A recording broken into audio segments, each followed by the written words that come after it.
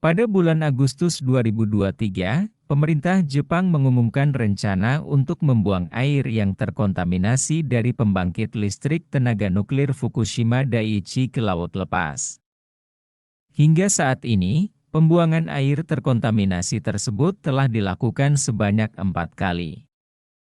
Tindakan ini menimbulkan kekhawatiran yang luas mengenai keselamatan ekologi laut dan keamanan makanan laut di sekitar Jepang. Sebagai tetangga Jepang dan salah satu konsumen makanan laut terbesar di dunia, Tiongkok sangat merasakan dampak dari rencana pembuangan air limbah nuklir ini. Namun, menghadapi potensi ancaman pencemaran laut, Tiongkok telah memilih untuk membudidayakan makanan laut di gurun pasir. Sebuah langkah yang mungkin terdengar luar biasa.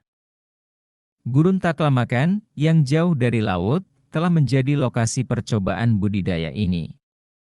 Petani Tiongkok berhasil membudidayakan sekitar 7.000 hektar produk makanan laut seperti ikan, udang, dan kepiting dengan menggunakan teknologi canggih dan manajemen ilmiah.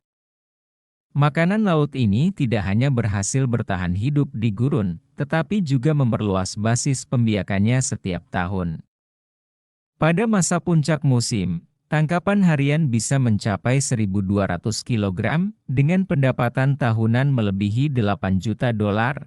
Langkah ini merupakan bagian dari upaya Tiongkok untuk mengatasi masalah penggurunan yang telah berlangsung selama beberapa dekade terakhir. Mereka telah mencoba menanam pohon dan membangun instalasi fotovoltaik surya di gurun. Berusaha merevitalisasi tanah yang tandus. Gurun Taklamakan, yang terletak di inti cekungan Tarim di Xinjiang, salah satu gurun terbesar di Tiongkok dan menduduki peringkat ke-10 di antara gurun terbesar di dunia.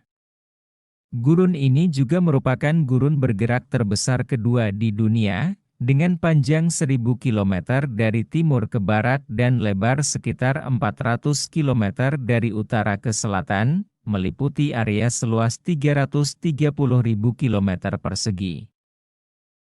Gurun Taklamakan sebagian besar terdiri dari endapan aluvial lepas setebal beberapa ratus meter, yang terus bergerak di bawah pengaruh angin. Ketebalan lapisan pasir bisa mencapai 300 meter, membentuk berbagai bentang alam berukir angin, termasuk bukit pasir dengan berbagai bentuk dan ukuran. Sebagai gurun terluas di Tiongkok, Gurun Taklamakan juga mengalami kondisi iklim yang ekstrim, dengan suhu musim panas yang bisa mencapai 67,2 derajat Celcius dan perbedaan suhu antara siang dan malam yang seringkali melebihi 40 derajat Celcius. Kondisi ini menimbulkan tantangan besar bagi aktivitas manusia dan lingkungan ekologi. Untuk mengatasi tantangan ini, Tiongkok telah mengimplementasikan berbagai proyek budidaya makanan laut di gurun ini. Proyek ini tidak hanya bertujuan untuk meningkatkan produksi makanan laut tetapi juga untuk memperbaiki lingkungan ekologi gurun.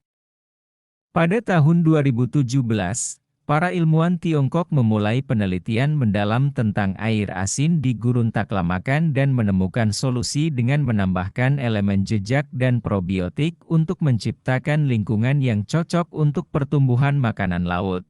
Dengan menggunakan sumber daya penelitian ilmiah, Tiongkok memilih makanan laut dengan kemampuan beradaptasi yang luar biasa, seperti kepiting biru. Kepiting ini terkenal dengan daya tahannya terhadap kekeringan dan kemampuannya untuk memasuki keadaan dorman ketika sumber air habis, mengurangi konsumsi air dan bertahan hidup di kondisi ekstrim. Kemampuan bertahan hidup yang unik ini menjadikan kepiting biru sebagai pilihan ideal untuk budidaya di lingkungan gurun. Selain kepiting biru, berbagai produk makanan laut lainnya seperti udang, kerang, dan ikan juga berhasil dibudidayakan di gurun ini.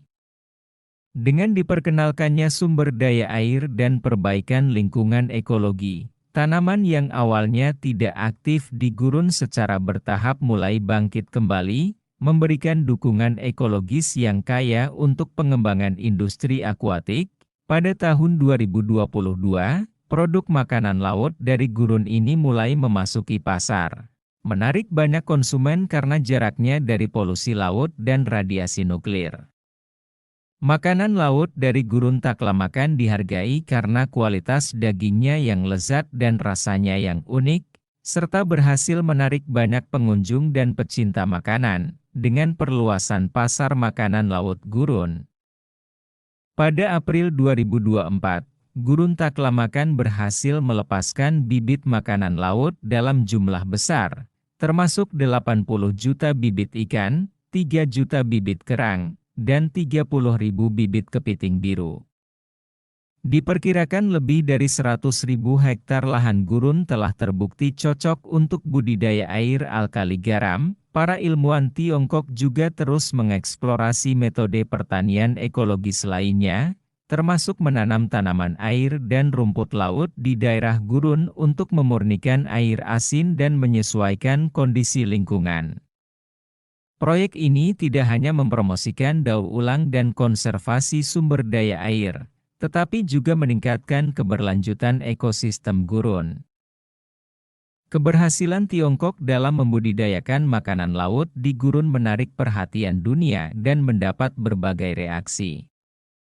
Banyak yang mengapresiasi inovasi teknologi seperti aquaponik dan sistem resirkulasi air yang digunakan. Upaya ini dianggap sebagai langkah penting menuju ketahanan pangan, mengingat meningkatnya populasi global.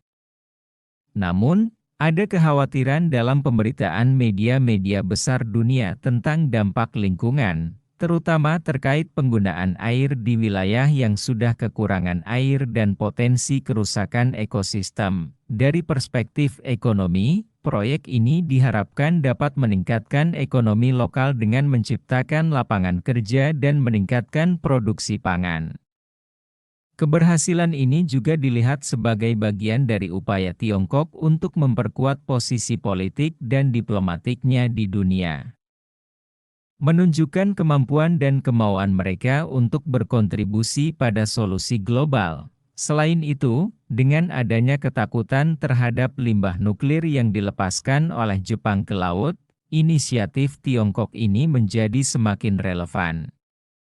Banyak konsumen yang khawatir tentang keamanan pangan laut akibat pencemaran radioaktif, sehingga budidaya di darat yang terkontrol menjadi alternatif yang lebih aman dan menarik. Secara keseluruhan, ini dianggap sebagai prestasi teknis dan ilmiah yang signifikan, meskipun masih ada perdebatan tentang dampak jangka panjangnya. Sekian video kali ini, semoga bisa menambah sedikit wawasan kita. Jika ada yang ingin Anda tambahkan, silahkan tulis di kolom komentar. Terima kasih.